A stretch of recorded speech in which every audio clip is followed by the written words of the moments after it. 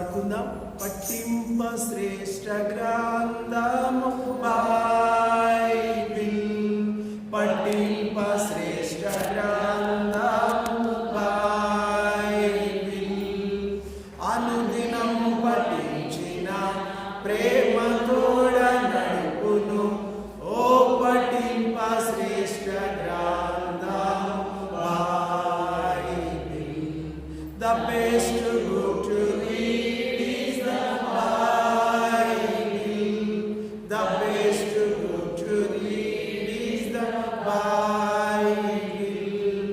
If you read it every day, it will help you all the way. Oh, the best book to read is the Bible. చాలు, దయచేసి అందరూ కూర్చోరండి. ఈ సమయంలో మనము దేవుడి వాక్యము, మన ఆత్మల క్షేమాభివృద్ధి నిమిత్తము ఈ వారం దేవుడు మన కొరకు సిద్ధపరిచిన వర్తమానము విందాం. లూకాసు వార్త 17వ అధ్యాయము, లూకాసు వార్త 17వ అధ్యాయము 26-27 వచనాలు మాత్రమే ధ్యానించవలనని ప్రభు నాకు బయలుపరిచిన మాటలు కొన్ని మీతో పంచుకోబోతున్నాను. జాగ్రత్తగా వాక్యాన్ని చదివి దేవుడి సహాయంతో మనం ముందుకు పోదాం. ఆదికాండం 17వ అధ్యాయం 26-27 వచనాలు మనమందరం కలిసి చదువుకుందాం. నోవహు దినములలో జరిగినట్లు మనుష్య కుమారుని దినములలో జరుగును. నోవహు ఓడలోనికి వెళ్ళిన దినము వరకు జనులు తినుచు త్రాగుచు పెండ్లాడుచు పెళ్లికి ఇయ్యబడుచు నుండిరి. అంతలో జల ప్రళయము వచ్చి వారినందరినీ నాశనము చేసెను. 2 వచనాలు చాలు. ఈ వాక్యము ప్రత్యేకముగా నోవాహును గురించి కొన్ని విషయాలు మాట్లాడాలి అని ప్రభు నాకు ప్రేరేపణ ఇచ్చాడు. గత వారము 3 సంగతులు మనం చూసాం. ఈరోజు కేవలము నోవాహును బట్టి, నోవాహు దినములలో జరిగిన సంగతులను బట్టి మనము నేర్చుకోవలసిన కొన్ని సంగతులను ఈరోజు దేవుడి వాక్యాన్ని బట్టి నేర్చుకున్నట్లు మనం చిన్న ప్రార్థన చేసుకుందాం. పరిశుద్ధుడవై ఉన్న మా పరమ తండ్రి, నీ పరిశుద్ధ వాక్యము నీవే మాకు బోధిస్తేనే తప్ప మేమేమీ గ్రహించలేము. సర్వశక్తుడవు నాయన, నీ ధర్మశాస్త్రంలో మేము ఆశ్చర్యకరమైన సంగతులు చూచున్నట్లు నా కన్నులను తెరవ చేయుము. నీ పరిశుద్ధ వాక్యము ద్వారా మాకు బోధ కలుగునట్లు, మేము నేర్చుకున్నట్లు, మార్చుకున్నట్లు, మా జీవితాలు నీ వాక్యమునకు అనువదించుకొని అప్లై చేసుకొని మేము సరిగా నిన్ను మహిమపరిచేటట్లు నీవే మాకు బోధించు. వినగలిగిన చెవి, గ్రహించే హృదయం, లోబడే జీవితం మాకు దయచేయమని యేసు నామం పేరట ప్రార్థించి వేడుకొంచున్నాం తండ్రి, ఆమేన్.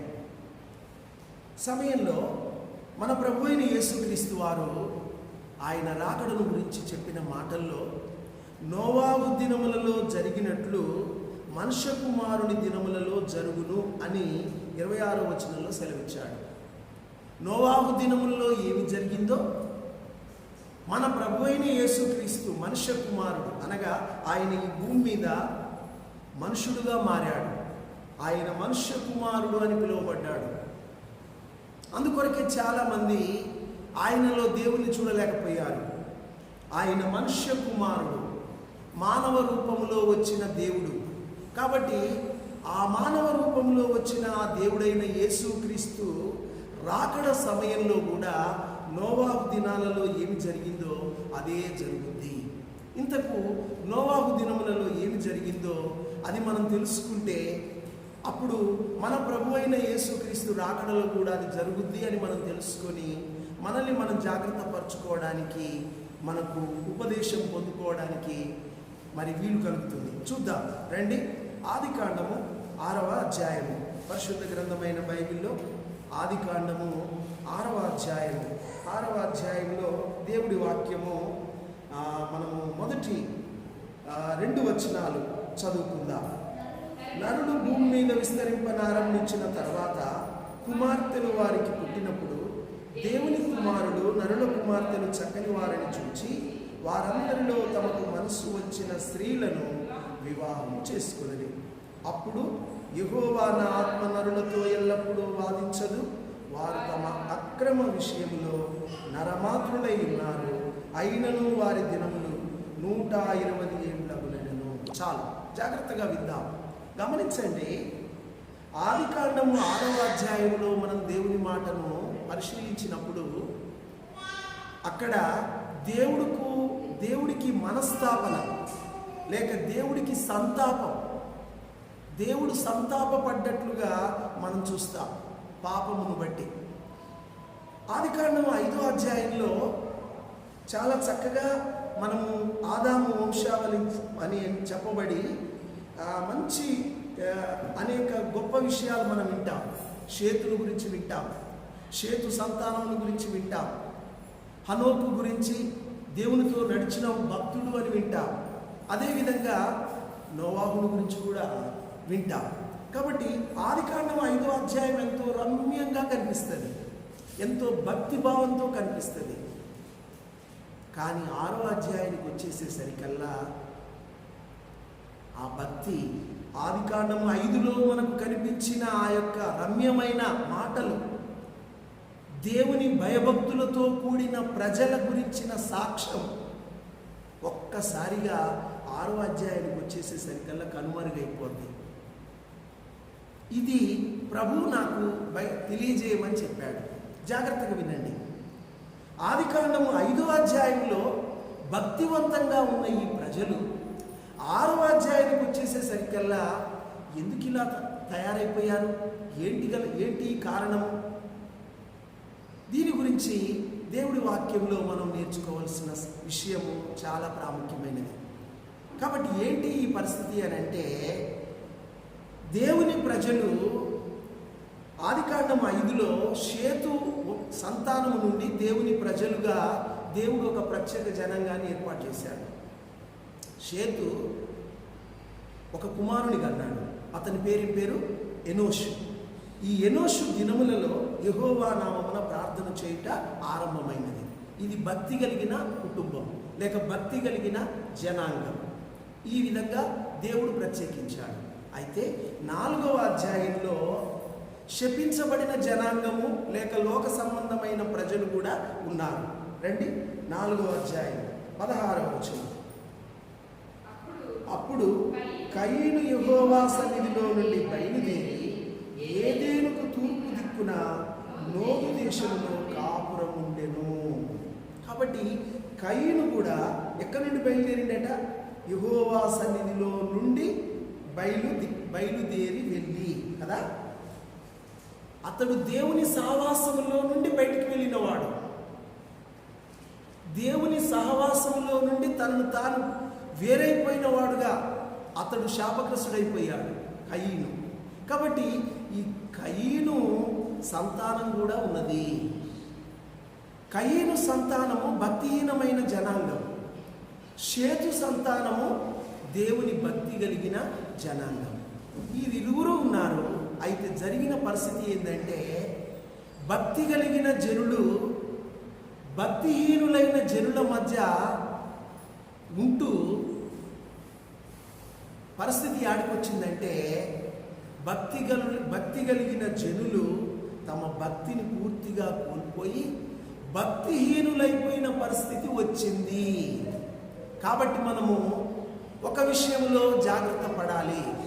నీవు ప్రస్తుతం భక్తి కలిగి ఉన్నావు, ప్రార్థన చేస్తున్నావు, దేవుడి మందిరానికి వస్తున్నావు, దేవుని వాక్యం చదువుచున్నావు, సంతోషం. కానీ నీవు లోకము శపించబడిన లేక దేవుడికి వేరైపోయి దేవుని సన్నిధి నుండి దూరంగా తొలగిపోయిన అన్యుల మధ్య నువ్వు నివాసం ఉంటున్నావు. కాబట్టి నీవు వాళ్ళతో కలిసిపోవడం వల్ల, వాళ్ళతో ఉండడం వల్ల నీవు భక్తిహీనుడవయ్యే అవకాశం ఉన్నది. జాగ్రత్త.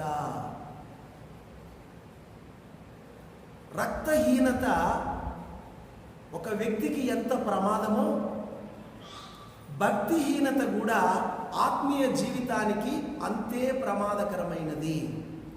కాబట్టి నేటి దినాలలో భక్తిహీనత అనేది నీ జీవితంలోకి వస్తుంది అంటే నీవు చాలా ప్రమాదంలో పడిపోతావు. జాగ్రత్త. ఇది ఒకటేసారి రాదు, మెల్లమెల్లగా వస్తుంది. ఆఖరికి నీ జీవితాన్నంతా కమ్ముకుంటుంది, లేక నీ జీవితం అంతా వ్యాపిస్తుంది. కాబట్టి బివేర్ ఆఫ్ అన్గాడ్లీనెస్. భక్తిహీనమైన స్థితిని గూర్చి నువ్వు జాగ్రత్త పడాలి. భక్తిహీనత యాడికి దారి తీసింది అని అంటే 6వ అధ్యాయానికి వచ్చేసేసరికల్లా వీళ్ళు భక్తులు అనుకున్న షేతు సంతానం కూడా భక్తిహీనులతో కలిసిపోయారు. భక్తిహీనత వచ్చేసింది. కాబట్టి ఈ భక్తిహీనత భయంకరమైన పాపానికి, అపవిత్ర జీవితానికి కారణమైంది. ఇంతకీ ఈ భక్తిహీనత మనకు తెలవాలి అని అంటే భక్తి ఏందో తెలిస్తే భక్తిహీనత తెలుస్తుంది కదా. ఆ భక్తి ఏందో చూద్దాం ఒకసారి. భక్తిపరుడు దగ్గరికి వద్దాం రండి. అపోస్తల కార్యం 10వ అధ్యాయం మొదటి 2 వచనాలు చదవండి.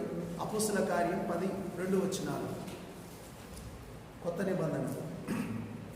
అపోస్తల కార్యం 10, 2 వచనాలు. మొదటి 2 వచనాలు నేను చదువుతున్నాను, మీరు చూడండి. అమ్మా ఇటలీ, నేను చదువుతున్నాను వినండి. ఇటలీ పటాలమనబడిన పటాలములో శతాధిపతి అయిన కొర్నేలి అని భక్తిపరుడు ఒకడు కైసరేయలో ఉండెను. అతడు తన ఇంటి వారందరితో కూడా దేవుని యందు భయభక్తులు గలవాడై ఉండి ప్రజలకు బహు ధర్మము చేయించు ఎల్లప్పుడూ దేవునికి ప్రార్థన చేయువాడు. భక్తిపరుడు ఎలా ఉంటాడో ఈ వాక్యం ద్వారా మనం నేర్చుకోవలసిన వారమై ఉన్నాం. ఇతడు కైసరేయలో ఉన్నాడు. భక్తిపరుడు అని ఇతని గురించి రాయబడ్డది. తర్వాత ఇతడు తన ఇంటి వారందరితో కూడా దేవుని యందు భయభక్తులు గలవాడై ఉన్నాడు. తన ఇంటి వారినందరినీ కూడా దేవుని భయభక్తులతో అతడు నడిపిస్తూ ఉన్నాడు. ఎంత మంచి భయభక్తులు గలవాడు. కాబట్టి ఇంటి వారందరితో కూడా భయభక్తులు కలిగి ఉన్నారా? నేటి దినాల్లో చాలామంది పరిస్థితులు ఎలాగున్నాయంటే, నా భక్తి నాదే, నా భార్య భక్తి చేయకపోతే, నా భార్య బైబిల్ చదవకపోతే ఆమె ఇష్టం. పట్టించుకోడు ఆయన. పిల్లలను పట్టించుకోడు. ఆడపిల్లలు ఉండొచ్చు, ఆడపిల్లలు వాళ్ళు ప్రార్థన చేస్తున్నారా, బైబిల్ చదువుతున్నారా పట్టించుకోడు. నా భక్తి నాదే, నా కుటుంబం గురించిన భక్తి నాకెందుకు అని ఉండే వ్యక్తి కాడు కొర్నేలి. తన ఇంటి వారందరితో కూడా భయభక్తులు గలవాడై ఉన్నాడు. ఎంత మంచి ఫ్యామిలీ కదా. భయభక్తులు గలవాడై ఉన్నాడు. అంతేకాదు, ఆ భయభక్తులు కలిగిన వాడు ఇతడు చేసే పని ఏంటంటే చూడండి, ప్రజలకు బహుధర్మం చేయించు ఎల్లప్పుడూ దేవునికి ప్రార్థన చేయవాడు. ఇతడు దేవుడి దర్శనం పొందినాడు. దేవదూత ఇతనికి దర్శనం ఇచ్చాడు. కాబట్టి ఇతడు భక్తిపరుడు యొక్క లక్షణం ఏంటంటే ప్రజలకు ధర్మం చేయడం. అంటే ప్రజలకు ధర్మం చేయడం అంటే ఏంటి? పేదవారికి, ఆర్థికంగా ఇబ్బందుల్లో ఉన్నవారికి, లేక నీ సంఘంలోనో లేక నీ సమాజంలోనో కష్టపడుచున్న వారికి నువ్వు సహాయం చేయగలగడం భక్తి. నేను భక్తిపరుని అని చెప్పుకోవడం కాదు, నీ భక్తి క్రియలలో కనపడాలి. అనేక మంది ఆకలితో అభాగ్యులు ఎంతో అలమటిస్తూ ఉంటే నువ్వు ఎంతో ఆహారం కలిగి ఉండి కూడా, నువ్వెంతో సమృద్ధి కలిగి ఉండి కూడా వారికి సహాయం చేయకపోతే అది నీ భక్తే కాదు. అందుకొరకే యాకోబు పత్రిక 1:27 అంటాడు, తండ్రి అయిన దేవుని ఎదుట పవిత్రమును నిష్కలంకమునైన భక్తి ఏదనగా విధవరాణులను, దిక్కులేని పిల్లలను వారి ఇబ్బందుల్లో పరామర్శించుటయు ఇహలోక మాలిన్యము తన కంటకుండా తన్ను తాను కాపాడుకొనుటయే భక్తి. చాలామందికి భక్తి ఏంటో తెలియదు. భక్తి అంటే పొద్దున్న లేస్తే మోకాల మీద కూర్చొని ప్రార్థన చేయడమే అనుకుంటున్నారు. ఎస్, అది కూడా మంచిది, భక్తే. కానీ నీవు మేలు పొందిన నీవు పక్కవారిని గురించి కూడా ఆలోచించాలి. దిక్కులేని పిల్లలు, విధవరాణులు నీకు కనపడ్డప్పుడు వారి మీద నీకు జాలి ఉందా? ఎంతోమంది ఆకలితో అలమటిస్తున్నారు. అట్టి వారికి నువ్వు మేలు చేయడం అనేది ఇది భక్తిలో ఒక భాగం. తర్వాత ఏంటంట, ఇహలోక మాలిన్యము అంటకుండా. అందుకొరకే కొర్నేలి ప్రార్థనాపరుడు, ప్రార్థన చేసేవాడు. ఇది భక్తిపరుడి లక్షణం. ఇప్పుడు భక్తిహీనత అంటే ఇది లేకపోవడమే భక్తిహీనత. ఏది లేదు? పక్కవారి మీద జాలి లేదు, పక్కవారి మీద ఆలోచన లేదు. వారు ఎక్కడ పడి సస్తే మాకేంటి, వాళ్ళ జీవితాలు ఎట్లా బాధలో ఉంటే మాకేంటి, మేము నెమ్మదిగా ఉన్నాం కదా అనే స్థితి మానవులలో వచ్చింది. అంతేకాదు, దేవుని సహవాసం లేదు. ప్రార్థన మొదట బాగానే ఉంది, ప్రార్థన లేదు, సహవాసం లేదు, బైబిల్ పఠనం లేదు. రోజు రోజుకు అది ఏమైపోయిందంటే భక్తిహీనత మెల్లమెల్లగా వచ్చి జీవితం అంతా వ్యాపించింది.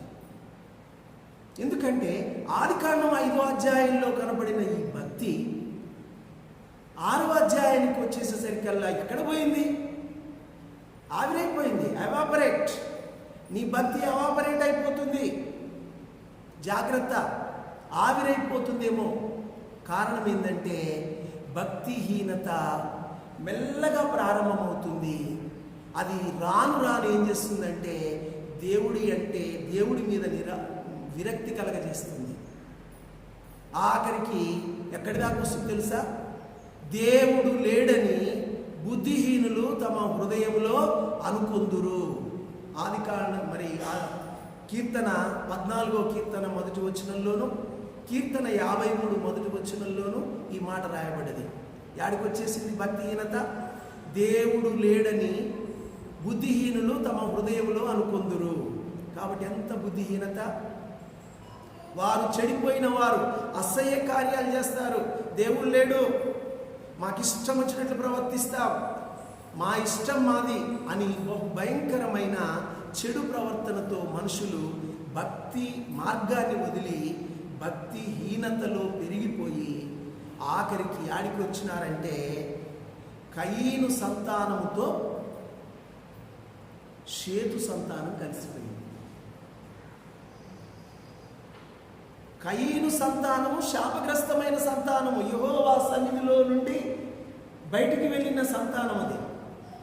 కానీ షేతు దేవుడి యొక్క ఏర్పాటులో బ్లెస్సెడ్గా దేవుడు ఆశీర్వదించిన ఒక పరిశుద్ధత, ప్రత్యేకత కలిగిన కుటుంబం ఏమైపోయింది అని అంటే కయీను సంతానంతో కలిసిపోయింది. కలిసిపోయి ఏం చేసినారని అక్కడ రాయబడింది. ఆదికాండము 6వ అధ్యాయం 2వ వచనములో నరుల కుమార్తెలు చక్కని వారని దేవుని కుమారులు వారిలో తమకు మనసుకు నచ్చిన వారిని వివాహము చేసుకున్నారు. శాపగ్రస్తమైన లేక లోకములో పాపములో చెడిపోయిన స్థితిలో దేవుడు లేని జనాంగముతో మేము దేవుని కలిగిన వారము, దేవుని ప్రజలము అని చెప్పుకునేవారు, ప్రత్యేకించబడ్డవారు కలిసిపోయారు. వారు వీరు ఒకటైపోయారు, వివాహం చేసుకున్నారు. అందును బట్టి దేవుడు అక్కడ సంతాపపడ్డట్లుగా చూస్తాము. నా ఆత్మ నరులతో ఎల్లప్పుడూ వాదించదు అని ప్రభు అంటున్నాడు. ఎందుకు అంటే ఆయనకు చాలా బాధ వేసింది. మొట్టమొదటిది భక్తిహీనత. జాగ్రత్త, నీ భక్తిహీనత ఆఖరికి లోకంతో కలిసే కాడికి కారణమవుతుంది. కాబట్టి జాగ్రత్త పడు. రెండోది ఏంటంటే నీవు లోకంతో కలిసిపోవడం. దేవుడు తన జీవితంలో తన యొక్క స్వభావంలో ఎన్నడూ కూడా పరిశుద్ధత విషయంలో రాజీ పడడు. దేవుడు పరిశుద్ధత విషయంలో ఎన్నడూ రాజీ పడడు. నేను దేవుని సేవకునే కావచ్చు, ప్రభువునందు విశ్వాసం ఉంచి రక్షించబడ్డవానే కావచ్చు, కానీ నేను అపవిత్రమైన పాపపు పని చేస్తే దేవుడు రాజీ పడడు. చేశావుగా పాప పని, కాబట్టి నేను నిన్ను వదిలిపెడతానులే అనేవాడు కాడు. ఆయన పరిశుద్ధత విషయంలో ఎన్నడూ రాజీ పడడు. ఆయన పరిశుద్ధుడు, పరిశుద్ధులను ప్రేమించేవాడు, పరిశుద్ధులను ఆశీర్వదించేవాడు. ఇప్పుడు పరిశుద్ధులు అపరిశుద్ధులతో, అపవిత్రులతో కలిసిపోయారు. రెండు ఏకమైపోయినాయి. అందును బట్టి దేవుడు బహుగా బాధపడి తన హృదయంలో సంతాపపడి నేను ఈ లోకాన్ని నాశనం చేస్తాను అని అన్నాడు. ఇప్పుడు కూడా లోకస్తులతో దేవుని ప్రజలు కలిసిపోయే పరిస్థితులు వస్తున్నాయి. అందును బట్టి ప్రభు వాక్యం సెలవిస్తుంది, నేను పరిశుద్ధుడను గనక మీరును పరిశుద్ధులై ఉండుడి. మీ పూర్వపు అజ్ఞాన దశలో మీకుండిన ఆశలను అనుసరించి ప్రవర్తింపక మిమ్మును పిలిచిన వాడు పరిశుద్ధుడై ఉన్న ప్రకారము మీరును సమస్త ప్రవర్తన యందు పరిశుద్ధులై ఉండుడి. జాగ్రత్త, నీవు పూర్వపు అజ్ఞాన దశలో నువ్వు మునుపు ప్రవర్తించినట్లు ఇప్పుడు ప్రవర్తించొద్దు. నీవు లోకస్తులతో కలిసిపోవద్దు. నీ దేవుడు పరిశుద్ధుడు. ఆ పరిశుద్ధుడు నిన్ను ప్రత్యేకించాడు. నువ్వు కూడా పరిశుద్ధుడిగా జీవిస్తూ నేటి దినాలలో నువ్వు పరిశుద్ధతను కాపాడుకోవాలి. పరిశుద్ధతను కాపాడుకోవాలి. ఇది దేవుడి వాక్యంలో చూసే సత్యం. కానీ వీళ్ళు పరిశుద్ధతను కాపాడుకోకుండా లోకస్తులతో కలిసిపోయి దేవుడికి మనస్తాపం కలగజేశారు. దీన్ని బట్టి ప్రభు వాక్యము మనకేం బోధిస్తుందో ఒకసారి చూద్దాం. 2 కొరింథీ 6:14 వచనం. 2 కొరింథీ 6:14 వచనం. కొరింథీయులకు రాసిన 2వ పత్రిక 6:14. మీరు నీతికి దుర్నీతితో ఏమి సాంగత్యం, వెలుగునకు చీకటితో ఏమి పొత్తు, క్రీస్తునకు బెలియాలతో ఏమి సంబంధం, అవిశ్వాసితో విశ్వాసికి పాలెక్కడిది, దేవుని ఆలయమునకు విగ్రహములతో ఏమి పొందిక, మనము జీవము గల దేవుని ఆలయమై ఉన్నాము. అందుకు దేవుడిలా సెలవిచ్చుచున్నాడు, నేను వారిలో నివసించి సంచరింతును, నేను వారి దేవుడనయుందును, వారు నా ప్రజలయుందురు. కావున మీరు వారి మధ్య నుండి బయలువెడలి ప్రత్యేకముగా ఉండుడి, అపవిత్రమైన దానిని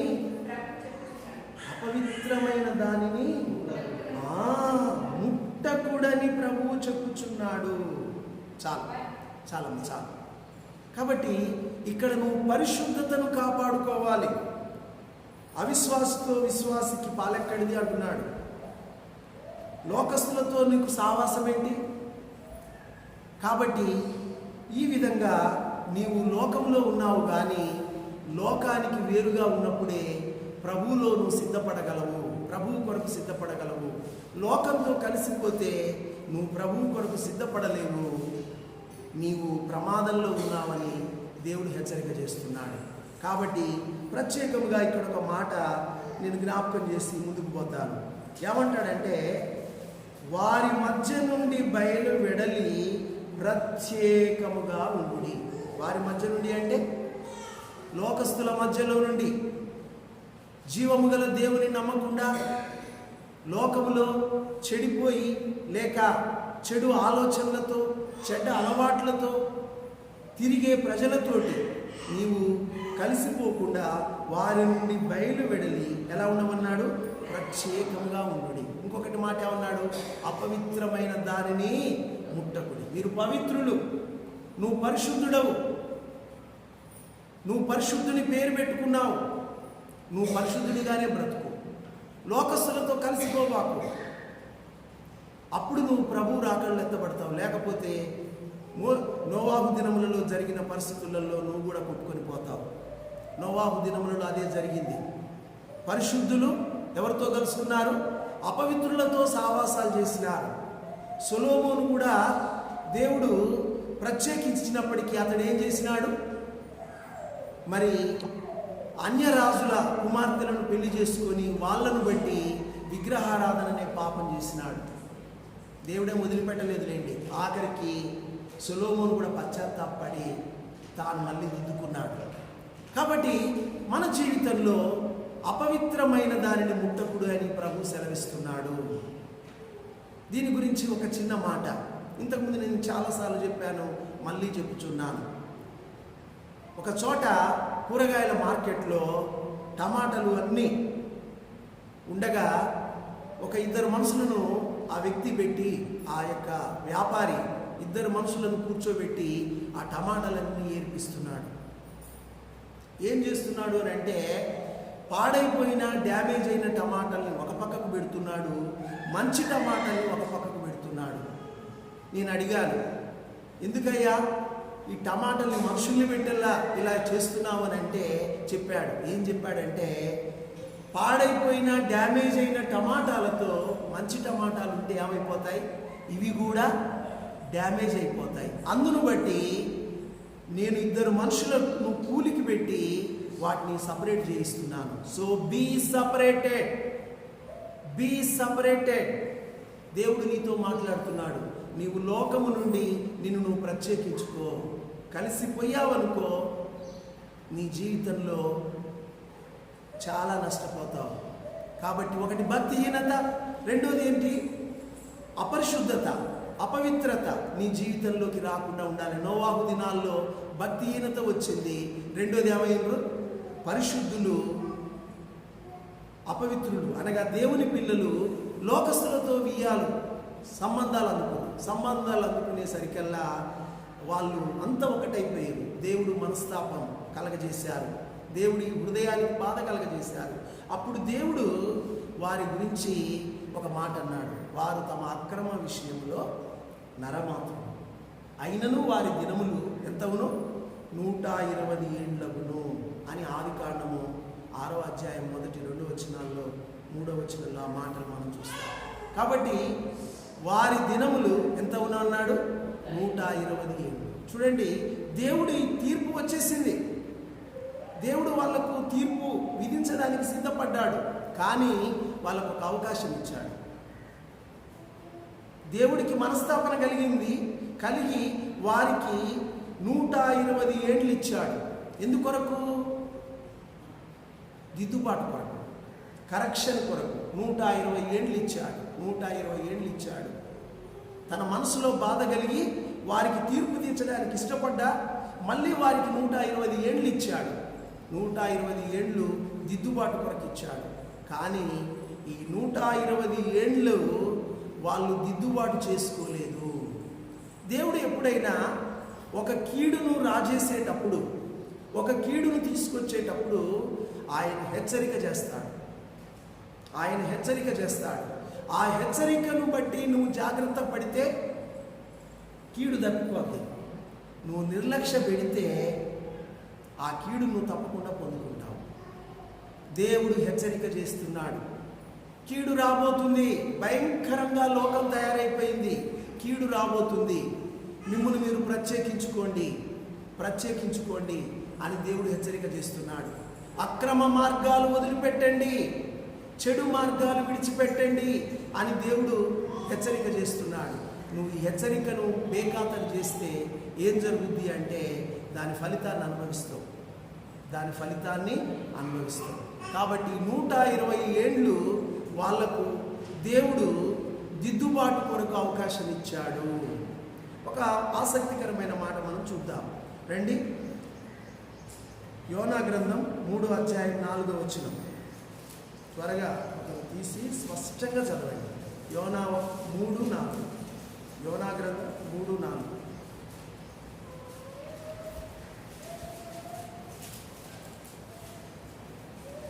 మీకంటే ముందు నేనే తీశాను. యోనా చాలా కాగండి, నేను చదువుతున్నాను. యోనా 3:4. యోనా ఆ పట్టణంలో ఒక దిన ప్రయాణమంత దూరము సంచరించుచు, చెవుడు గలవారు విందురుగాక, ఇక 40 దినములకు నినివే పట్టణము నాశనమగునని ప్రకటన చేయగా. నినివే పట్టణానికి నాశనం రాబోతుంది. దీనికి కూడా టైం ఇచ్చాడు. ఎంత టైం ఇచ్చాడు? అక్కడ వాక్యం ఎంత తేట కనపడుతుంది కదా. 40 దినములకు, 40 దినముల వరకు కాదు, 40 దినములకు, ఇన్ 40 డేస్, 40 దినాలలో, 40 దినాలకు దానికి తీర్పు రాబోతుంది. 40 దినాలు మీకు టైం ఇస్తున్నా. అది చిన్నది కదా, నినివే పట్టణం, అది జస్ట్ చిన్న భాగం. ఆ చిన్న భాగానికి కూడా దేవుడు టైం ఇచ్చాడు, 40 దినాలు ఇచ్చాడు. ఇంకా 40 దినాల్లో కీడు రాబోతుంది. ఇన్ 40 డేస్, 40 రోజుల్లో కీడు రాబోతుంది అని ప్రకటన చేయగానే ఏం జరిగింది? నినివే మహారాజు మొదలుకొని దాసులు, తక్కువ వారు, గొప్పవారు, పశువులు కూడా సమస్తము గోనె పట్ట కట్టుకొని ఉపవాసం ఉండి వారు దేవుడి దగ్గర పశ్చాత్తాపడ్డారు. నినివే పట్టణస్థులు వాళ్ళకు 40 రోజులు దేవుడు ఇచ్చాడు. మీకు 40 రోజుల్లో కీడు రాబోతుంది. మీరు దిద్దుబాటు అయ్యారనుకో కీడు తప్పిపోతుంది. ఈ 40 రోజులే మీకు టైం. మరి ఇప్పుడు కూడా ఆ పరిస్థితులు ఏందో 6 వారాలు అయిపోతుంది. ఇంకా ఎంతకాలం ఉంటుందో ఈ పరిస్థితి. మొత్తానికి దేవుడు టైం ఇస్తున్నాడు. జాగ్రత్త పడకపోతే నష్టపోతావు. 40 దినాలు నీకు టైము అని నినివేకి చెబితే ఆ 40 దినాలలో వారందరూ మారు మనసు పొందారు. దేవుడు చేస్తానన్న కీడు చేయక మాని ఆ యొక్క నినివే పట్టణాన్ని కాపాడి దాన్ని రేపు సాక్ష్యంగా నిలబెట్టబోతున్నాడు. నినివే పట్టణస్థులు ఈ లోకం మీద నేరస్థాపన చేస్తారు. ఎందుకంటే వారు యోనా ప్రకటన విని మారు మనసు పొందారు. నా సేవకుల ద్వారా నేను స్వయంగా వచ్చి చెప్పినా కూడా ఈ లోకం నమ్మలేదు కనుక ఈ లోకానికి నినివే పట్టణస్థులు వచ్చి తీర్పు తీరుస్తారు అని ప్రభు కొత్త నిబంధనలో ప్రభువారు స్వయంగా చెప్పిన మాటలు మనం ఎరుగుదాం. ఎందుకంటే మారు మనసు వాళ్ళు 40 రోజుల్లో మీకు కీడు రాబోతుందంటే 40 రోజుల్లో మారు మనసు పొందారు. రాబోతున్న కీడును తప్పించుకున్నారు. వీళ్లకు 120 years, ఒక్క 40 రోజులు కాదు, వాళ్ళకి 40 రోజులు. అది నినివే పట్టణం చిన్నది. కానీ లోకానికి, ఆనాటి భక్తిహీనమైన లోకానికి ఎన్ని సంవత్సరాలు ఇచ్చాడు? 120 సంవత్సరాలు ఇచ్చాడు.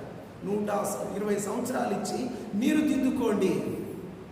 ఈ 120 సంవత్సరాల కాలం చాలా ఎక్కువ. మీరు దిద్దుకోండి, మీరు క్రమపడండి అని దేవుడు వాళ్ళకు టైం ఇచ్చాడు. టైం ఇస్తే ఆ టైంను వాళ్ళు నిర్లక్ష్యం చేశారు. కాబట్టి ఇప్పుడు దేవుడు నీకు టైం ఇస్తున్నాడు. ఇప్పుడైనా మీరు దిద్దుకోండి, మీ అక్రమాలు దిద్దుకోండి. ఎంత అక్రమానికి వచ్చారంటే తెలుసా? వాళ్ళు బలత్కారులట. లోకమందు బలత్కారం నిండిపోయింది. ఆనాడు నోవాహు దినాల్లో కూడా బలత్కారం నిండిపోయింది. ఇప్పుడు కూడా బలత్కారం నిండిపోతుంది.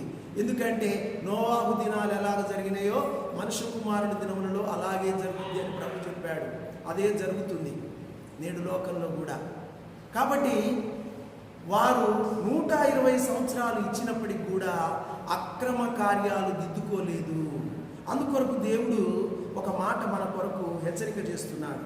రండి, ఏజ్కేలు గ్రంథం 18వ అధ్యాయం 30వ వచనం.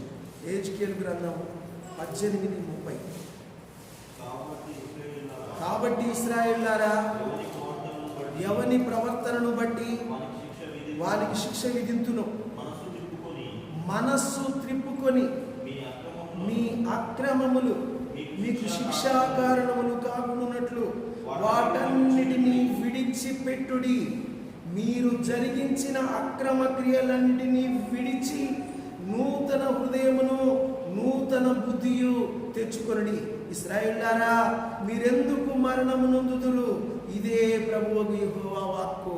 మరణము నొందువాడు మరణం నొందుటను బట్టి నేను సంతోషించువాడను కాను. కావున మీరు మనస్సు త్రిప్పుకొనడి, అప్పుడు మీరు బ్రతుకుదురు. ఇదే ప్రభువగు యెహోవా వాక్కు. చాలా గొప్ప మాటలు ఇవి. ఇక్కడ ప్రభువు సెలవిచ్చిన ఈ మాటల్లో ఆయన అంటున్నాడు, అక్రమ క్రియలన్నిటినీ విడిచి నూతన హృదయము నూతన బుద్ధి తెచ్చుకొనడి.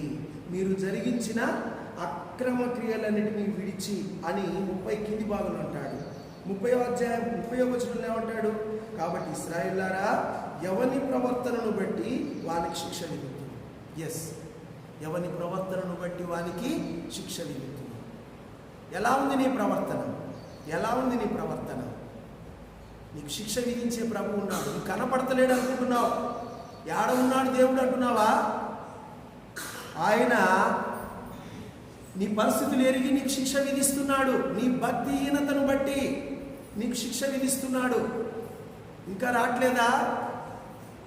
జీవము గల దేవుడు ఆయన శిక్ష విధిస్తున్నాడు. నేడు లోకానికి శిక్షే.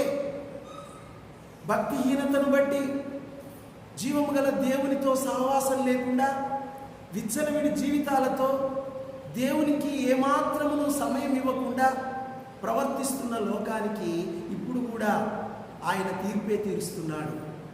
కాబట్టి మీరు మీ అక్రమములు మీకు శిక్షా కారణములు కాకుండానట్లు మీరు ఏం చేయండి అంటే మీరు విడిచిపెట్టండి, వాటిని విడిచిపెట్టండి. ఎక్కడున్నాడు దేవుడు కాదు, ఇదిగో నీకు కీడు రాజేసిన దేవుడు ఆ కీడు ద్వారా ఆయన నేనున్నానని చెప్తున్నాడు. ఈ కీడు ఎందుకు రాజేశాడో తెలుసా? నీ బుద్ధిహీనతను దిద్దుకోవడానికి. ఇప్పుడైనా నీ బుద్ధిహీనతను దిద్దుకో. ఇప్పుడైనా నువ్వు జరిగించిన చెడు క్రియలను విడిచిపెట్టి ఏం చేయమంటున్నాడు? నూతన హృదయము నూతన బుద్ధి తెచ్చుకొనుడి. ఇశ్రాయేలులారా మీరెందుకు మరణము నొందుదురు అంటాడు. తర్వాత 30లో అంటాడు, మీ అక్రమములు మీకు శిక్షా కారణములు కాకున్నట్లు. మీ అక్రమములు మీకు శిక్షా కారణములు కాకున్నట్లు. మన అక్రమాలు దేనికి కారణమవుతాయట? శిక్షా కారణమవుతాయట. నేడు లోకంలో మానవుని యొక్క అక్రమాలే నేడు శిక్షా కారణములు. కాబట్టి అనేకులు నశించిపోతున్నారు. దేవుడు బాధపడుతున్నాడట. చూడండి, మరణము నొందుటను బట్టి నేను సంతోషించువాడును కాను. సచ్చేవాడు చస్తుంటే దేవుడు సంతోషపడడు. ఆత్మ నశించి నిత్య నరకానికి పోవడం దేవుడికి ఇష్టం లేదు. అందును బట్టి దేవుడు అంటున్నాడు, మీరు మనస్సు త్రిప్పుకొనండి. ఏం తిప్పుకోండి? మనస్సు తిప్పుకోండి. మీ మనస్సు తిప్పుకోండి. సృష్టికర్త అయిన దేవుణ్ణి, మీ పాపముల కొరకు శిలువ మీద చనిపోయి సమాధి చేయబడి తిరిగి లేచిన సజీవుణ్ణి నా యందు మీరు విశ్వాసం ఉంచి మీ చెడు మార్గాలను మళ్ళండి, మీ మనసు త్రిప్పుకొనండి, మీరు బ్రతుకుతారు అని ప్రభు వాక్యం సెలవిస్తుంది. కాబట్టి అక్రమాలు చేసేవారితో దేవుడు అంటున్నాడు, మీరు దిద్దుకోండి. ఇప్పుడైనా మీరు వదిలిపెట్టండి అని ప్రభు మాట్లాడుతున్నాడు. వాళ్లకు సమయం ఇచ్చాడు. 120 సంవత్సరాలు ఇచ్చాడు. ఇప్పుడు ప్రభు అయిన యేసుక్రీస్తు వారు రాబోతున్నాడు అని చెప్పబడుతూనే ఉన్నది. ఎప్పటి నుంచి చెప్పబడుతుందో తెలుసా? చాలా కాలం నుంచి చెప్పబడుతుంది. యేసుక్రీస్తు రాబోతున్నాడు. Jesus comes soon. యేసు త్వరగా వచ్చుచున్నాడు అని చెప్పబడుతూనే ఉంది. ఏడి ఎప్పుడు వస్తాడు అని కొంతమంది ఆలోచన చేసేవాళ్ళు లేకపోలేదు. ఇక ఆయన వస్తానన్న యేసుగా ఇప్పుడు రాళ్లే, ఆయన రాకడ గురించి ఇక ఆయన మర్చిపోయాళ్లే అనుకునేవారు కూడా ఉన్నారు. కానీ దేవుడు సమయం ఇస్తున్నాడు. చూడండి ఒకసారి దేవుడి వాక్యం 2 పేతురు 3:8. 2 పేతురు 3:8. ప్రియులారా, ఒక సంగతి మర్చిపోకుడి. ఏమనగా ప్రభువు దృష్టిలో ఒక దినము 1000 సంవత్సరముల వలెను, 1000 సంవత్సరములు ఒక దినము వలెను ఉన్నవి. ఇంకా కొందరు ఆలస్యమని ఎంచుకున్నట్లు ప్రభువు తన వాగ్దానమును గూర్చి ఆలస్యం చేయువాడు కాడు గాని ఎవడును నశింపవలనని ఇచ్చేయింపక అందరూ మారు మనసు పొందవలనని కోరుచు మీ ఎడల దీర్ఘశాంతం గలవాడై ఉన్నాడు. ఆయన ఇప్పుడే వస్తే నశించిపోయే వాళ్ళు చాలామంది ఉన్నారు. 120 సంవత్సరాలు సమయం ఎందుకు ఇచ్చాడు దేవుడు? ఎమ్మటే వస్తే అందరూ నశించిపోతారు. నువ్వు 120 సంవత్సరాలు ఇస్తే దిద్దుకుంటారేమో, జీవితాల్లో మార్పు చెందుతారేమో, తమ చెడు నడవడి విడిచి దేవుని వైపు మళ్ళీ సన్మార్గంలో నడుస్తారేమో అని దేవుడు వాళ్ళకి అవకాశం ఇచ్చాడు. కాబట్టి ఇప్పుడు కూడా నీకు అవకాశం ఇస్తున్నాడు. ఆయన ఇంకా ఆలస్యం చేస్తున్నాడు. ఒకవేళ జల ప్రళయము అకస్మాత్తుగా నోవాహు దినములలో వచ్చినట్లు ఈ రాత్రో ఈ సాయంకాలము ప్రభు రాకడ వస్తే నువ్వు విడవబడతావా, ఎత్తబడతావా? నీ పరిస్థితి ఏంటి? నువ్వు సిద్ధంగా ఉన్నావా? నీ కొరకే ఆయన ఆలస్యం చేస్తున్నాడు. ఆనాటి లోకం కొరకే 120 సంవత్సరాలు ఆయన ఆగినాడు. ఇప్పుడు నీ కొరకు కూడా ఆయన ఆగుతున్నాడు. ఆయన వస్తే ఏం జరుగుతుందో తెలుసా? డివిజన్ విభాగించబడుతుంది. జల ప్రళయము విభాగించింది. ఎవరిని విభాగించింది? భక్తిహీనులను, భక్తిపరుడైన నోవాహు కుటుంబాన్ని. ఇప్పుడు యేసుప్రభు రాకడ వస్తే ఏం జరుగుతుందో తెలుసా? తన యందు విశ్వాసం ఉంచిన పరిశుద్ధులు పైకెత్తబడతారు. ఆయన నమ్మని వారు లోక సంబంధంగా జీవిస్తూ చెడు కార్యాలతో లోకమే సర్వము, ఈ బిల్డింగులు, ఈ భవనాలు, ఈ గొప్ప ఆస్తులు, వేల కోట్ల ఆస్తులు, మేము లోకంలో గొప్ప ధనవంతులమని చెప్పుకునేవారులారా, మీ ధనము మిమ్మల్ని రక్షించదు, మీరు విడవబడతారు. ప్రభు ఇంకా ఆలస్యం చేస్తున్నాడు. నీ కొరకే ఆలస్యం చేస్తున్నాడు. ఆయన వస్తే నీ కోట్ల ఆస్తులు, మిలియనేరు అయినా ప్రపంచ ధనవంతుడవైనా నీ జీవితంలో నశించిపోతావు. నీ ధనము నిన్ను రక్షించదు. ఉగ్రత దినమున ధనము అక్కరకు రాదు. కాబట్టి తీర్పు రావడానికి దేవుడు టైం ఇచ్చాడు.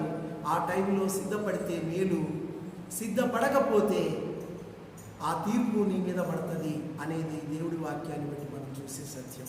కాబట్టి మూడోది 120 సంవత్సరాలు ఇచ్చాడు. ఎంతకాలం ఇచ్చాడు? 120 సంవత్సరాలు ఇచ్చాడు. ఇచ్చిన తర్వాత ఫలితం చూద్దాం. 6-7 చదవండి. 6-7 ఆదికాండం 6వ అధ్యాయం 6వ వచనం 7వ వచనం. త్వరగా. తాను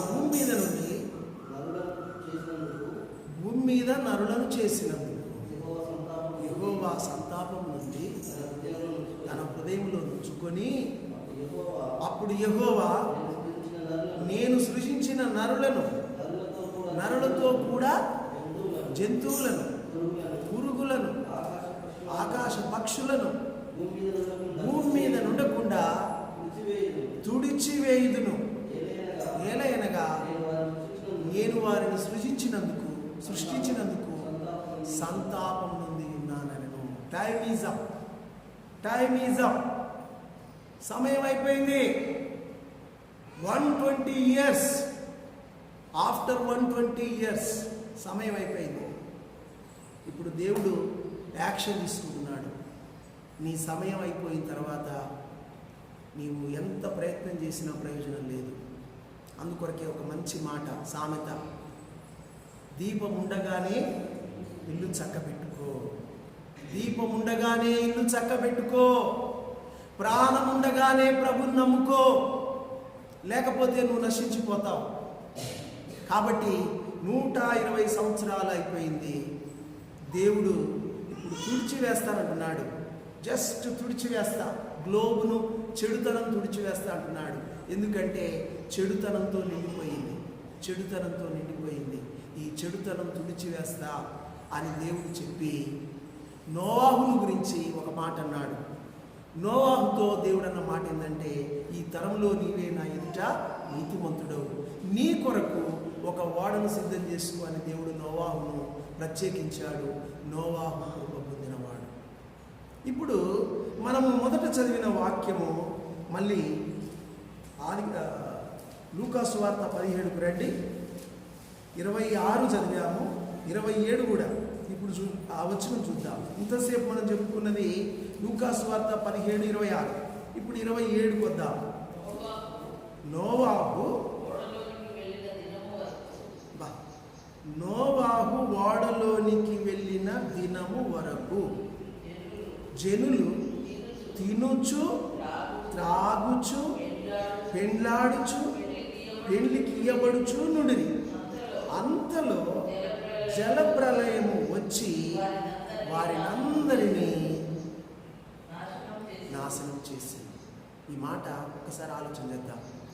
26వ వచనం ఇంతసేపు మనం చెప్పుకున్నది. ఇప్పుడు 27వ వచనంలో నోవాహు ఓడలోనికి వెళ్ళిన దినము వరకు. జాగ్రత్తగా వినండి, చెవులున్నవారు విందురుగాక. నోవాహు బయట ఉన్నంత వరకు జల ప్రళయం రాలేదు. నోవాహు బయట ఉన్నంత వరకు జల ప్రళయం రాలేదు. నోవాహు ఓడలోనికి వెళ్ళిన దినమున జల ప్రళయం వచ్చింది. నోవాహు ఓడలోనికి వెళ్ళిన దినము వరకు వాళ్ళు ఏం చేస్తున్నారట? తినొచ్చు, త్రాగుచు, పెండ్లాడుచు, పెళ్లికి ఇయ్యబడుచు ఉన్నారట. వాళ్ళకు అదే గొప్ప పనులు అయిపోయినాయి. నేడు నాశనం వస్తుంది అన్నా కూడా, కీడు వస్తుంది అన్నా కూడా, కీడు రాబోతుందంటే జాగ్రత్త పడదామన్న ఆలోచన లేదు. ఇంకా ఏదో చేయబోతారట. రే, కీడు రాబోతుందిరా. మరణ మృదంగము ప్రపంచ దేశాల్లో ప్రపంచ పెద్దన్న పోలీసు, ప్రపంచ పోలీస్ అన్న అమెరికా మరణ మృదంగం మోగుతుంది. శవాలను పూడ్చడానికి స్థలాలు లేవు, నశించిపోతున్నారు, జాగ్రత్త, బయటికి రావద్దు అని చెప్తే ఆగుతున్నారా? బయటకు వచ్చేస్తూనే ఉన్నారు. ఏంటిది పరిస్థితులు ఏంటి అని అంటే, మరి ఆ యొక్క మరణము అంచు దగ్గరికి వస్తున్నా కూడా భయం లేదు. పెళ్ళిళ్ళట, కీడు రాబోతుంది, జల ప్రళయం రాబోతుంది అని నోవాహు చెప్తూనే వస్తున్నాడు. 120 ఏళ్ళు ఓడగడుతున్నప్పుడల్లా నోవాహు చెప్తూనే ఉన్నాడు. ఒక్కరికి కూడా పట్టింపు లేదు. కీడు రాబోతుంది. ఇంకొక కొంతమంది అనుకుంటున్నారట కదా, ఈ కరోనా వైరస్ మాకేడ జోకుద్దిలే అని తిరుగుతూ ఉంటున్నారట. జాగ్రత్త, కీడు రాబోతుంది అని హెచ్చరిక చేసినప్పుడు వినకపోతే దాని నష్టాన్ని తప్పకుండా అనుభవించాల్సిందే. ఎందుకు నేను ఈ మాట చెప్తున్నానంటే, ఇప్పుడు నోవాహు ఓడలోనికి వెళ్ళాడు. జరిగిన పరిస్థితి ఏంటంటే జలప్రళయం రానే వచ్చింది. జలప్రళయం వచ్చేసింది. టైమ్ ఈజ్ అప్, సమయం అయిపోయింది. ఇప్పుడు జలప్రళయం వచ్చింది. నోవాహు ఓడలోనికి వెళ్ళినాడట. తర్వాత బైబిల్ వాక్యంలో స్పష్టంగా రాయబడింది. ఏంటో తెలుసా? నోవాహు భార్య, అతని పిల్లలు, 3 కుమారులు, 3 కోడళ్ళు, భార్యాభర్త, మొత్తం 8 మంది ఓడలోనికి వెళ్ళారు. ఆ ఓడను నోవాహు మూసినట్టు లేదు బైబిల్లో. యెహోవా మూసెను అని ఉంది. బైబిల్ చదివిన వాళ్ళు, గ్రహించే వాళ్ళు గ్రహించాలి. నోవాహు మూసుకోలే, పొయ్యేంత వరకే పోయాడు ఓడలోకి. ఓడ మూసింది దేవుడే, తలుపు మూసేశాడు దేవుడు. There is no choice at all, అవకాశం లేదు. ఇప్పుడు నీవు ఎంత ప్రయత్నం చేసినా ప్రయోజనం లేదు. కాబట్టి దేవుడి నీ కొరకు తలుపు తీసినప్పుడు నువ్వు సిద్ధపడకపోతే ఏం జరుగుద్ది అంటే తీర్పుకు నువ్వు గురైపోతావు. ఇప్పుడు జల ప్రళయం వచ్చేసింది. నోవాహు ఓడలోనికి వెళ్ళాడు, జల ప్రళయం వచ్చేసింది. ఏం జరిగిందో తెలుసా? ఒకసారి వాక్యానికి రండి. 1 పేతురు 3:19. 1 పేతురు 3:19. 1 పేతురు 3:19.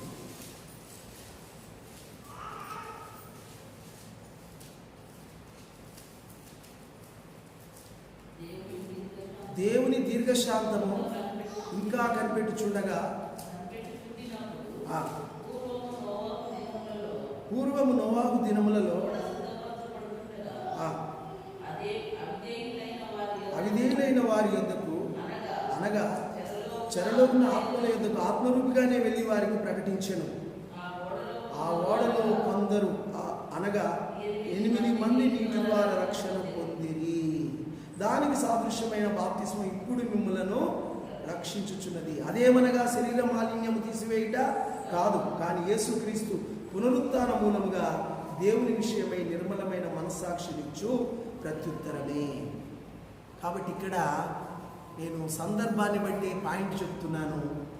ఆత్మల ఆ దేవుడి ఆత్మ రూపిగా వెళ్ళిన సంఘటన కాదు నేను ఇక్కడ చెప్పాల్సింది. నేను చెప్తున్నది ఏం చెప్తున్నానంటే, ఓడలో కొందరు 8 మంది నీటి ద్వారా రక్షణ పొందిరి. ఓడలో కొందరు 8 మంది నీటి ద్వారా రక్షణ పొందిరి. వీళ్ళు నీటి ద్వారా రక్షణ పొందినారు. తర్వాత ఒక మాట గమనించండి, అప్పుడున్న లోకము దేని ద్వారా శిక్ష పొందినారు? అప్పుడున్న లోకము, వీరు నీటి ద్వారా రక్షణ పొందినారు. అప్పుడున్న లోకము దేని ద్వారా శిక్ష పొందినారు? నీటి ద్వారానే శిక్ష పొందినారు. నీరు ఒక్కటే. ఒకరికేమో తీర్పుకు గురైంది, మరొకరికేమో రక్షణకు, దేవుడి నుండి దేవుడి కృప పొందడానికి వీలైంది. నీళ్లు ఒక్కటే. ఆ నీళ్లు కొంతమందికి ఏం తెచ్చినాయి? తీర్పును తెచ్చినాయి, దేవుని తీర్పు తెచ్చినాయి. ఆ నీటిలోనే భక్తిహీనమైన జనాంగాలంతా మునిగి చచ్చారు. కానీ అదే నీటి మీద ఓడ పైకి లేచింది. కొందరు నీటి ద్వారా రక్షించబడ్డారు, మరికొందరు అదే నీటి ద్వారా శిక్షించబడ్డారు, నశించిపోయారు. కాబట్టి ఇప్పుడు ప్రభువైన యేసునందు నువ్వు నిజంగా విశ్వాసం ఉంచితే బాప్తిస్మం తీసుకోవాలి. బాప్తిస్మం అంటే ఏదో తెలుసా? ఎట్లా ఇస్తారో తెలుసా? బాప్తిస్మం నీళ్ళల్లో ముంచి పైకి లేపుతారు. ముంచబడాలి అనగా నువ్వు మునిగిపోవాలి. అది మరణానికి సాదృశ్యం. తిరిగి లేపబడాలి. లేపబడడం అంటే ఏంది? నూతన జీవం పొందుకున్నవాడవై క్రీస్తు యేసునందు నువ్వు నూతన సృష్టిగా దేవుడి కొరకు బ్రతకడం. పాపం విషయంలో చనిపోయి క్రీస్తు విషయంలో నువ్వు పరిశుద్ధుడిగా నూతన జీవం పొందుకోవడమే బాప్తిస్మం. కాబట్టి ప్రభు అయిన యేసుక్రీస్తునందు నీవు సంపూర్ణంగా నీ హృదయాన్ని దేవుడికి ఇస్తే నువ్వు బాప్తిస సాక్ష్యం తీసుకోవాలి. నువ్వు తిరిగి లేచిన అనుభవము నీళ్ళల్లో నుండి ముంచబడ్డది కాదు. వాళ్ళేం ముంచబడ్డారు, వీళ్ళేం పైకి లేశారు.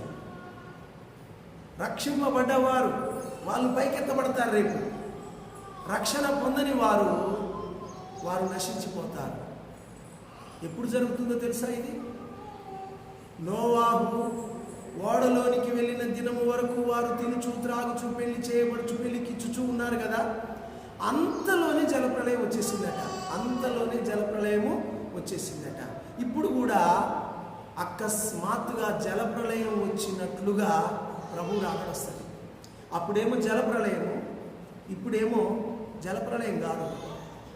జలప్రళయం వచ్చినట్లు ప్రభు రాకడొస్తుంది.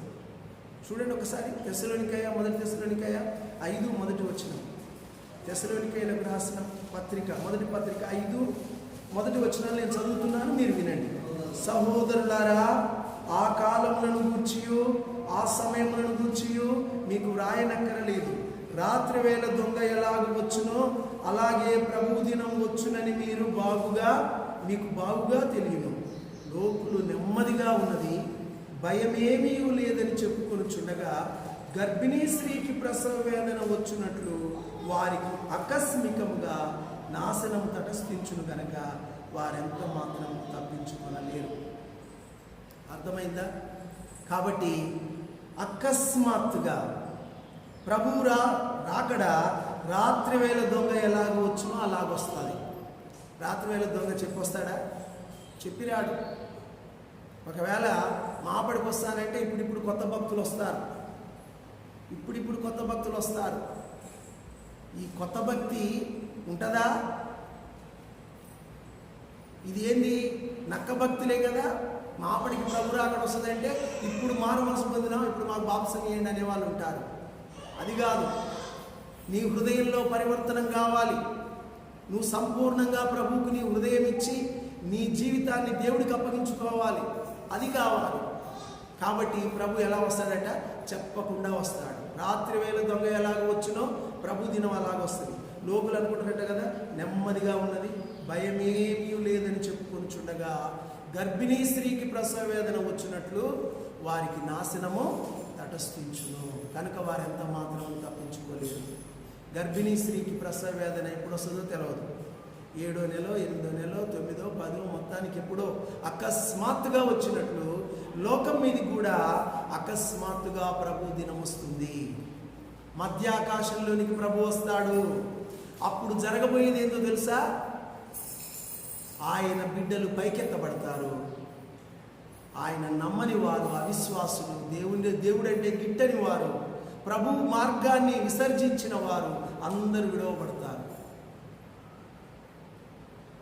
ఆనాడు భక్తిహీనమైన లోకము జల ప్రళయంలో మునిగి సచ్చింది, నశించిపోయారు. నేడు ప్రభువు రాకడలో ఆయన బిడ్డలు ఎత్తబడగా, ఆయన యందు పరిశుద్ధులు విశ్వాసం ఉంచి జీవితాల్లో మార్పు నొంది ఆయనను ప్రార్థించు ఆయన సంఘము ఎత్తబడగా, లోక సంబంధంగా జీవిస్తూ లోక సంబంధమైన అలవాట్లతో బ్రతుకుచూ ఉన్న లోకస్తులంతా విడవబడి భయంకరమైన శ్రమకాలాన్ని ఎదుర్కోబోతున్నారు. కాబట్టి దేవుడు జలప్రళయం వచ్చినట్లు అకస్మాత్తుగా వస్తాడు. అయితే నోవాహు ఓడలోనికి వెళ్ళిన దినం వరకే వాళ్ళ పని గడిచింది, తినుచు త్రాగు చూడడం గడిచింది. ఇప్పుడు సంఘము ఈ భూమి మీద నుండి ఏ క్షణమైనా ఎత్తబడవచ్చు. ఎత్తబడ్డది అంటే తీర్పు రాబోతున్నది అని రుజువు. కాబట్టి ఆ రక్షణ ఓడలోకి నోవాహు కుటుంబం చేరారు. వాళ్ళు రక్షించబడ్డారు. ఓడ మీద 40 పగళ్ళు 40 రాత్రులు ప్రచండమైన వర్షం కురిసింది. ఫస్ట్ ప్రారంభించుకున్నప్పుడు ఏమన్నా వచ్చి చెప్పండి వాళ్ళు, వర్షం కదా, బహుశా మనం అనుకునే విధానంలో వర్షం కదా, ఒకరోజు పడుతుందేమో, లేకపోతే ఎక్కువ ముసులు పెట్టి బంగాళాఖాతంలో వాయుగుండం ఒక వారం పడుతుందేమో, తర్వాత తేరుకుంటుంది అని అనుకుంటామా అనుకోము మనం. వాళ్ళకు కూడా వర్షము బహుశా వచ్చితే ఏమలే కొద్దిసేపు వస్తుంది, కొట్టిపోద్ది. బాగా పెడవరద వచ్చేటట్టు వర్షం అసలు కొట్టిపోద్ది. ఎక్కడ కొట్టిపోద్ది? 40 పగళ్ళు 40 రాత్రులు వదిలిపెట్టలేదు.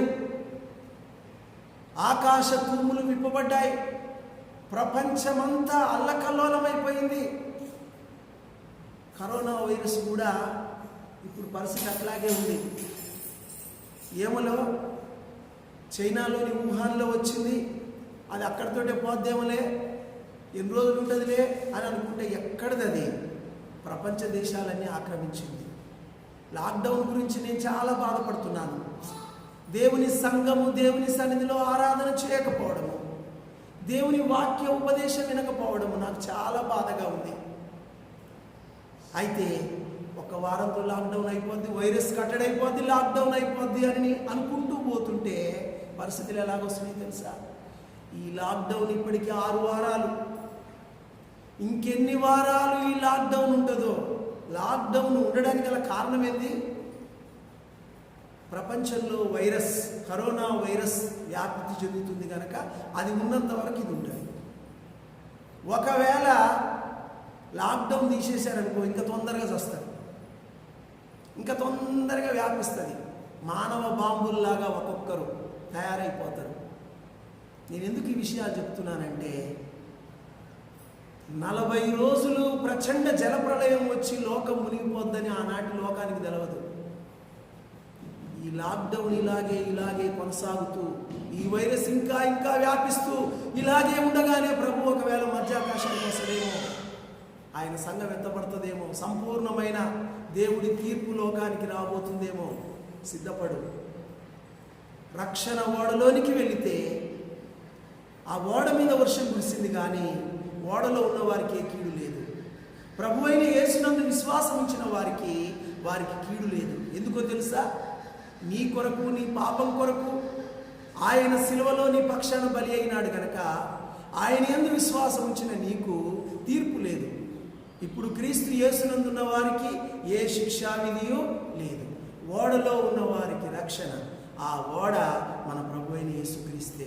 ఇప్పుడును ప్రభు అయిన యేసునందు విశ్వాసం ఉంచి రాబోతున్న కీడు నుండి మనం తప్పించుకొని ప్రభువుని ఎదుర్కోవడానికి సిద్ధపడదాం. ఇట్టి కృప దేవుడు అనేకులకు, ఆయన సంఘానికి అనుగ్రహించునుగాక. దేవుడి వాక్యం దీవించునుగాక. ప్రార్థన చేసుకుందాం. పరిశుద్ధుడవైన మా పరమ తండ్రి, మానవ హద్దుబాటులో చెప్పబడ్డ కొన్ని మాటలు అయ్యా నువ్వే గ్రహింపజేయి నాయనా, నీవే గ్రహింపచేయి. నోవాహు దినములలో జరిగినట్లు మనుష్య కుమారుని దినములలో జరుగును అన్నావు. నోవాహు దినములలో ఏమి జరిగిందో మాకు బోధించావు.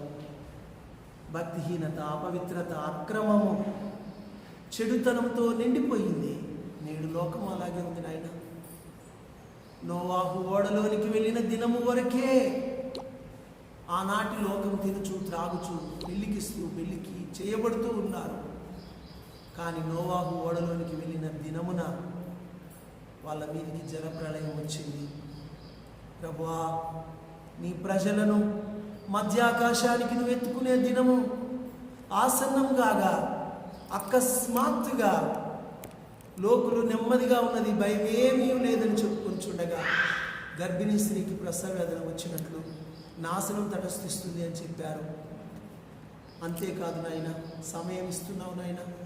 ఆనాడు నినివేకు 40 రోజులు ఇచ్చావు. 40 రోజుల్లోనే వారు తమ ప్రవర్తన దిద్దుకొని పశ్చాత్తాపడి మారినారు గనక వారికి చేస్తానన్న కీడు చేయక మానావు.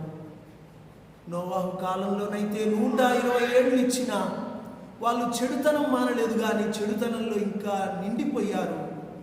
అందును బట్టి భూమి మీద భక్తిహీనతను తుడిచివేసి, చెడుతనాన్ని తుడిచివేసి నాయన నోవాహును కాపాడి అతని కుటుంబాన్ని కాపాడావు.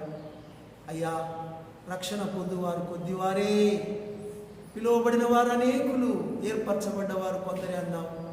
కాబట్టి నాయన, నీ సంఘము, నీ ప్రజలు, మరి విశేషంగా లోకంలో ఇంకా రక్షణ పొందవలసిన వారు అనేకులు ఉన్నారు.